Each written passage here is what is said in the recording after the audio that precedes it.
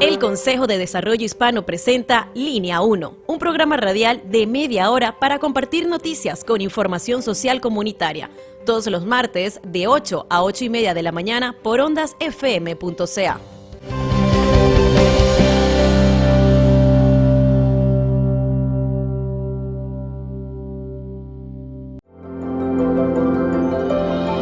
Ciro Vacunas, el centro de información, referencia y orientación para responder todas sus inquietudes respecto a la vacunación. Llame al 437-335-1859. Síganos en Facebook como Consejo de Desarrollo Hispano. Suscríbase gratis a Línea 1, el boletín semanal del Consejo de Desarrollo Hispano. Reciba en su correo electrónico notas de actualidad, podcast y entrevistas. Envíe un mensaje de WhatsApp al 437-335-1859 consignando su email.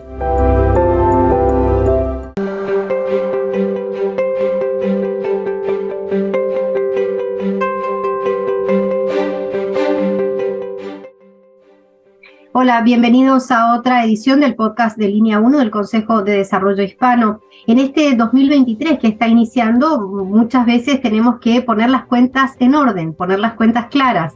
Y eso es la preparación de impuestos, eso es ponernos al día con algunos cambios que están ocurriendo también dentro de nuestra ciudad, como por ejemplo el hecho de que los propietarios de viviendas que están vacantes van a tener que pagar más impuestos por estas viviendas que no han sido rentadas o alquiladas. Y esto implica indudablemente un mayor costo para estas familias que tienen una propiedad y que han elegido o prefieren no tenerla rentada, ya sea porque la usan para uso personal en algunas circunstancias o porque simplemente les resulta complicado tener estas viviendas ofrecidas a la renta y dispuestas en el mercado. Pero con toda la crisis de vivienda que hemos estado viviendo en el último año del 2022, hemos visto que ha habido una necesidad muy grande de que todas estas viviendas puedan ser ofrecidas y estar en el mercado, ¿verdad?, de la vivienda, porque hay mucha gente que está al mismo tiempo buscando dónde vivir, hay mucha demanda y los precios se han ido también a las nubes. Toda esta problemática la queremos tocar con un especialista en el tema para que nos ayude a entender qué es lo que pasa y cuáles son nuestras opciones, cuáles son las opciones que tiene la gente ante esta situación. Para eso vamos a conversar con Ursúa Marcela Borges. Ella es una contadora, asesora financiera que trabaja junto al Consejo de Desarrollo Hispano también para brindar asesoramiento en estos temas. Bienvenida, Ursúa Marcela, ¿cómo estás? Mucho gusto. Hola Sandra, buenas tardes, gracias por la invitación, gracias por tenerme en este espacio tan importante para la comunidad hispana. Y sí, como mencionabas anteriormente, últimamente los propietarios de casa están recibiendo una notificación, o a finales del 2022, los propietarios de casa recibieron una notificación que deben reportar el uso que le están dando a la vivienda. Y esto lo está haciendo específicamente la ciudad de Toronto, para evaluar y aperturar un poco más la oferta para el alquiler de viviendas en el caso de las viviendas desocupadas. Es importante que las personas no se asusten con esta notificación, siempre y cuando su vivienda haya sido ocupada por el usuario principal o por el dueño, o no haya estado desocupada por más de 6 meses, haya sido alquilada por más de 30 días, o haya sido prestada o haya sido dada como préstamo para que un familiar del dueño viva en esa casa, no va a tener ningún problema. Sin embargo, todos, sin excepción, todo propietario de casa debe hacer la notificación, debe llenar una notificación, bien sea online o con el formulario que les llegó vía correo postal, y someterlo a la ciudad antes de la fecha prevista para evitar sanciones y evitar multas, ¿ok? Entonces, sí, obviamente las personas que la ciudad considere que la utilización de la vivienda no ha sido ocupada por más de 6 meses durante el último año, están expuestos o estarían sujetos, digámoslo de otra manera, a pagar un impuesto adicional debido a que la casa o la vivienda no fue ocupada por más de 6 meses durante 12 meses. Ahora, esta en realidad es una trampa, ¿verdad? También para detectar, me imagino, a aquellas personas que están recibiendo ingresos por una vivienda y que no los han declarado, ¿verdad? Eh, podría ser porque todos los sistemas están conectados, pero básicamente en este momento la ciudad lo que está es tratando de abrir más, como tú decías, se ha reducido mucho la oferta de viviendas en alquiler, precisamente por lo complicado que es alquilar, por todos los requisitos que hoy día se le solicita al nuevo inquilino, que le están solicitando récord de trabajo. Para muchos les piden el credit score, como que el puntaje de crédito. Entonces, para muchas personas es difícil acceder a un contrato de arrendamiento formal, precisamente por la cantidad de requerimientos que están exigiendo últimamente. Entonces, la ciudad está tratando de ser más abierta y de hecho la ciudad prometió que el dinero que se recaude de esos impuestos va a ir orientado al incentivo de construcción de nuevas viviendas o al incentivo para que se abran más oportunidades para que los residentes de Toronto puedan acceder a alquilar o a rentar una casa o una vivienda. Puede ser una casa, un apartamento.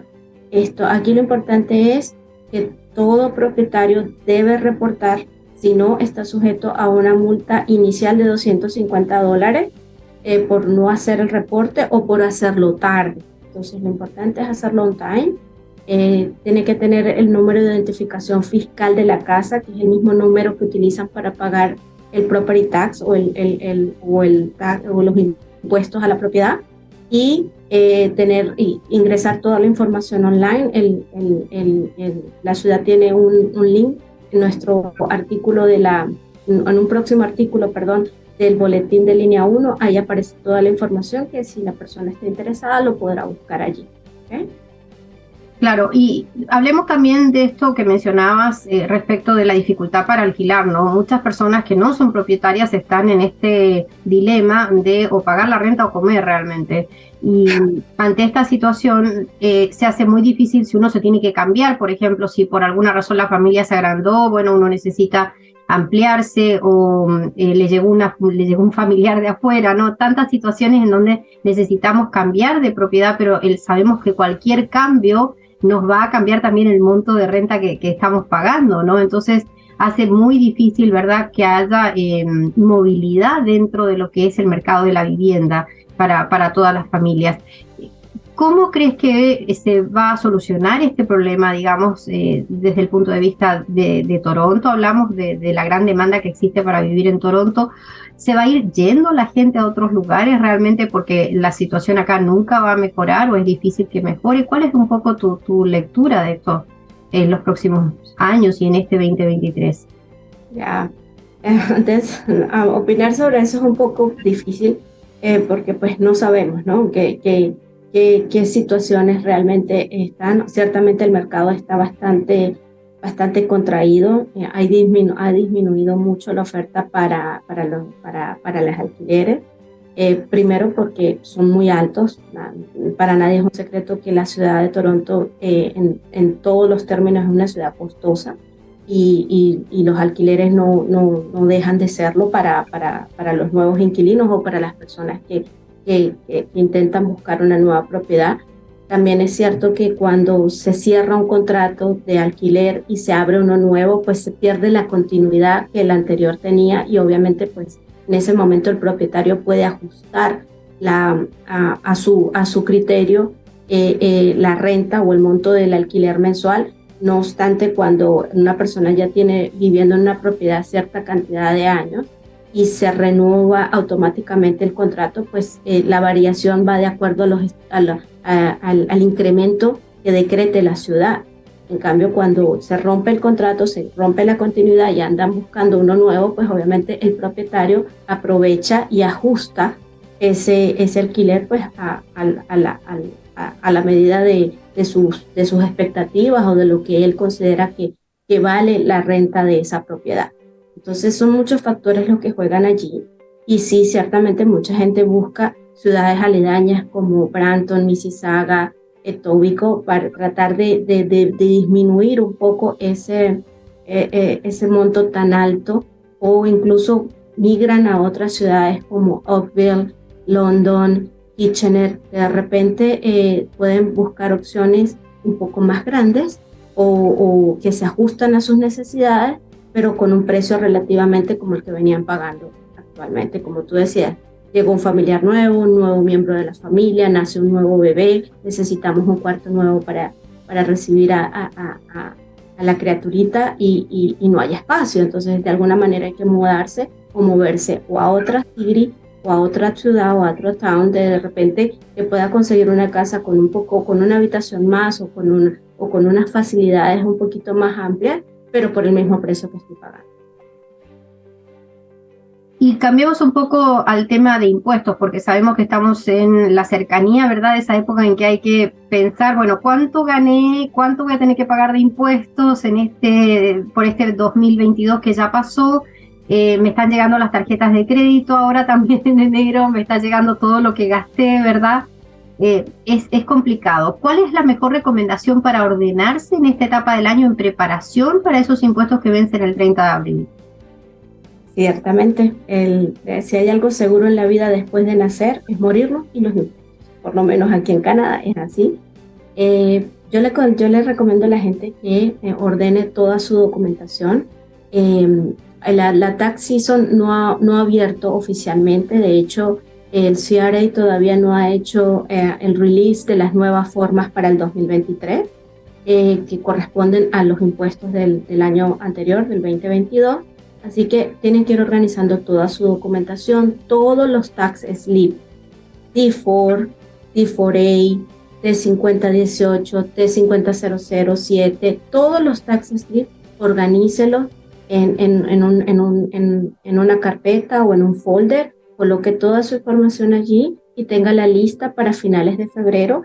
De hecho, los empleadores o las empresas que contrataron sus servicios, bien sea bajo payroll o bajo nómina o como subcontractor, tienen hasta el último de febrero, hasta el 28 de febrero es el due date para que el empleador o el contratante le entregue al contratista o al empleado las formas para realizar los taxes, que son la famosa T4, T4A, la T5018, que es destinada a la construcción, los que están en welfare o en social assistance, que son los de la T5007, ellos tienen hasta el último de febrero para emitir esta forma.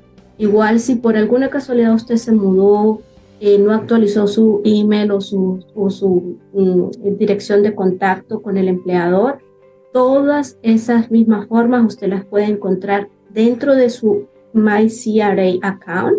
Dentro de su account hay un link que se llama Tax Slips y ahí puede encontrar todos los tax slips por año. Entonces, si por alguna casualidad no le llegó o no perdió contacto con el empleador o con la persona que lo contrató, la mejor fuente es buscarlo dentro de su personal account online del CRA y ahí puede encontrar toda la información de todos los tax slips emitidos bajo su nombre asociado a su Social Insurance Number para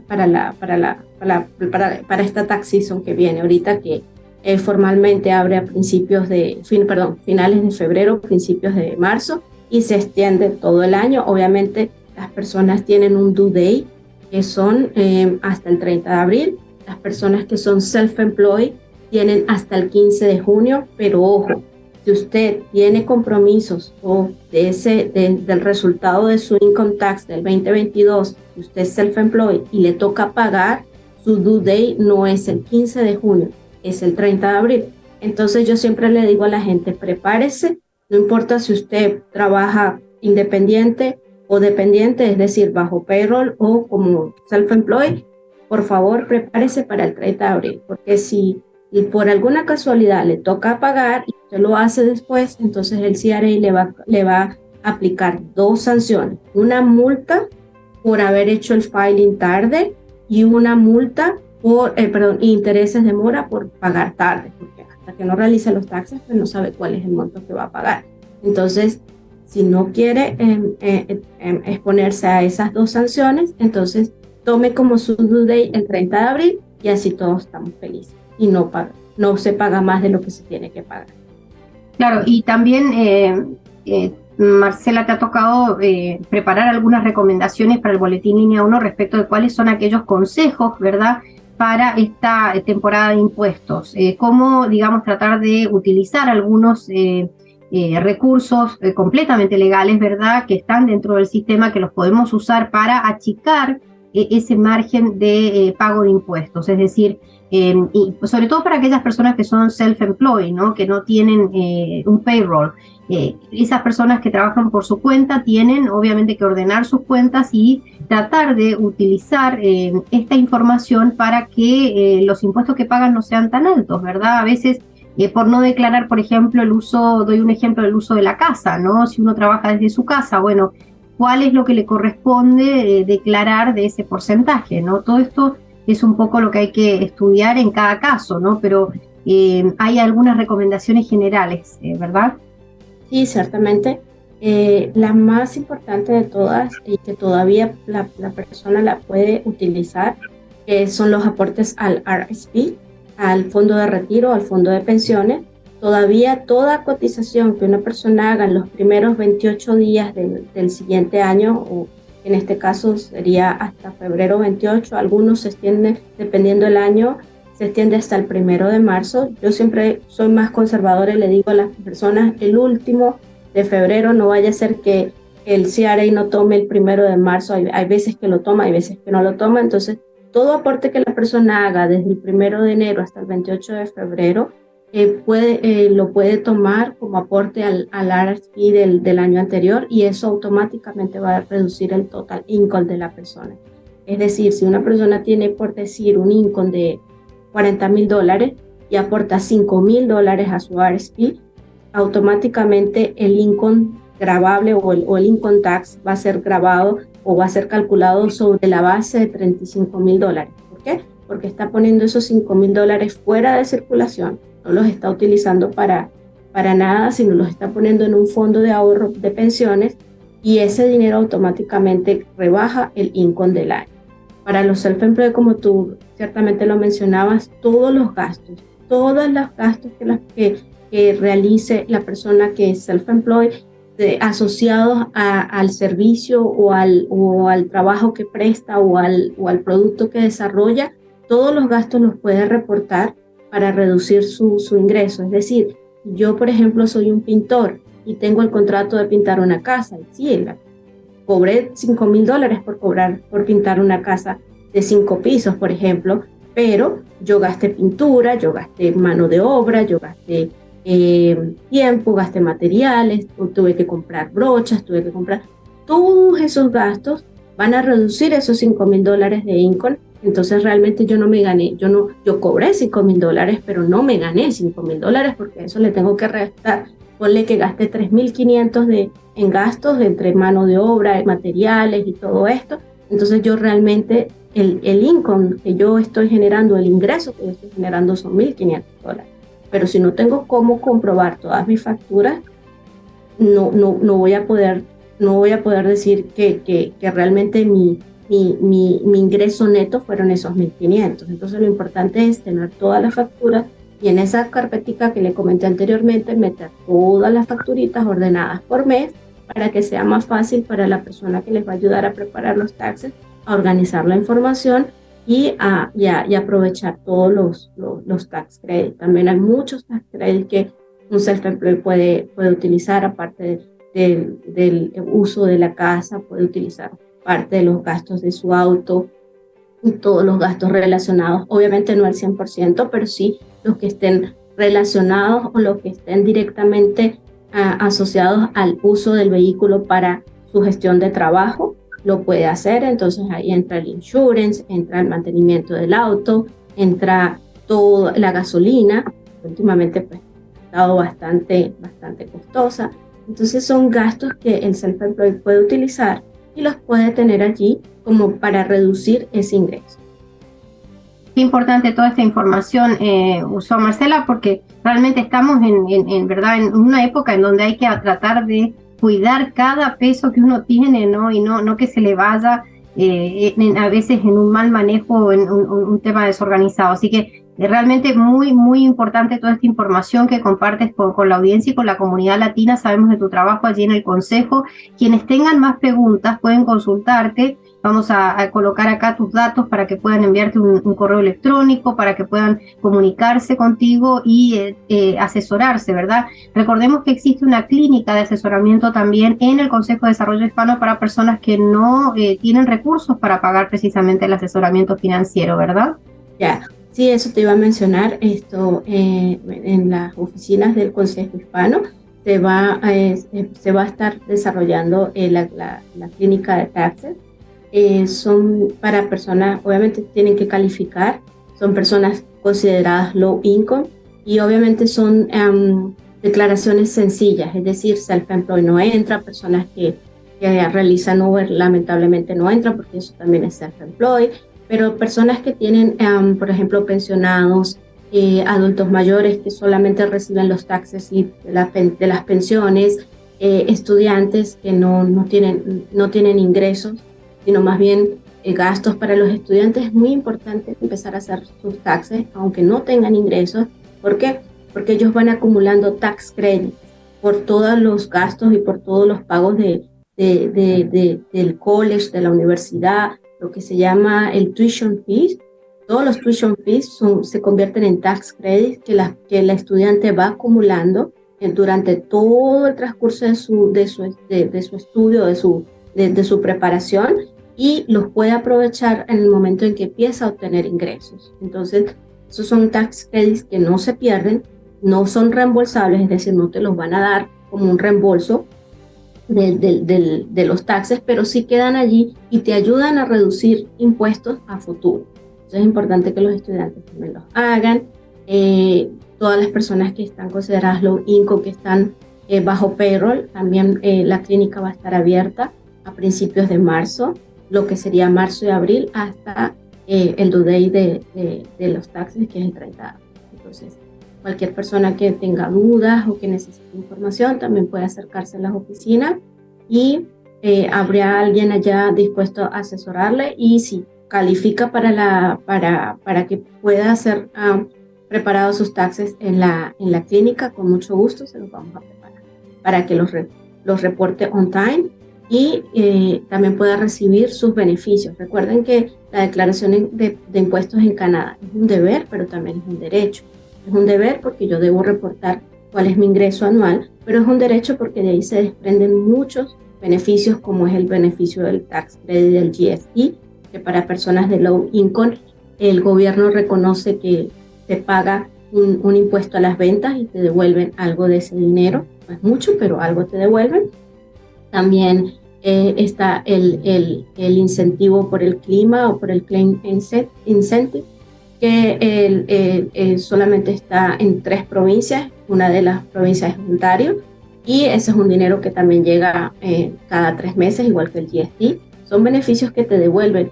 El Ontario Trillium Benefit, que también está asociado por vivir en Ontario y por el pago de renta o pago de property tax en Ontario. Entonces son beneficios que si usted no prepara sus taxes, pues el gobierno no va a saber cómo calculárselo y usted no va a tener que recibirlo. Entonces recuerden siempre que la declaración de impuestos es un deber, pero también es un derecho. Muchísimas gracias, Ursúa Marcela Borqués, contadora, asesora financiera del Consejo de Desarrollo Hispano, por toda esta información, por presentarlo de una manera tan entendible, tan educativa, tan clara, porque es lo que hace falta, ¿verdad?, para comprender cómo funciona aquí el sistema impositivo en Canadá y poder tener las cuentas preparadas, ordenadas, para que este trámite no sea realmente un dolor de cabeza. Desde el Consejo de Desarrollo Hispano le acompañamos con toda esta información, y en nuestro boletín de Línea 1, Marcela publica generalmente sus artículos explicando detalle a detalle, así que si no se ha suscrito todavía al boletín, hágalo, porque esa es la mejor manera de recibir esta información en su correo electrónico. Muchísimas gracias, Marcela, y que tengas una linda temporada invernal en este enero, pero que todavía está muy agradable. Parece que se ha venido el invierno un poquito débil todavía, por suerte. Así que bueno, nos seguimos cuidando, vacunándonos y poniendo al día nuestras cuentas. Así es, muchas gracias Sandra y los esperamos en la clínica de taxes del Consejo Hispano. Las puertas están abiertas para todos ustedes. Gracias por el tiempo, gracias por la atención y aquí estamos para ayudarles y para asesorarles siempre que lo necesiten. Gracias a ti y sigan en sintonía del podcast de Línea 1. Nos volveremos a encontrar en Línea 1 el próximo martes. Gracias por permitirnos acompañarles en la radio. Para enviar su sugerencia a Línea 1, escríbanos por WhatsApp al 437-335-1859.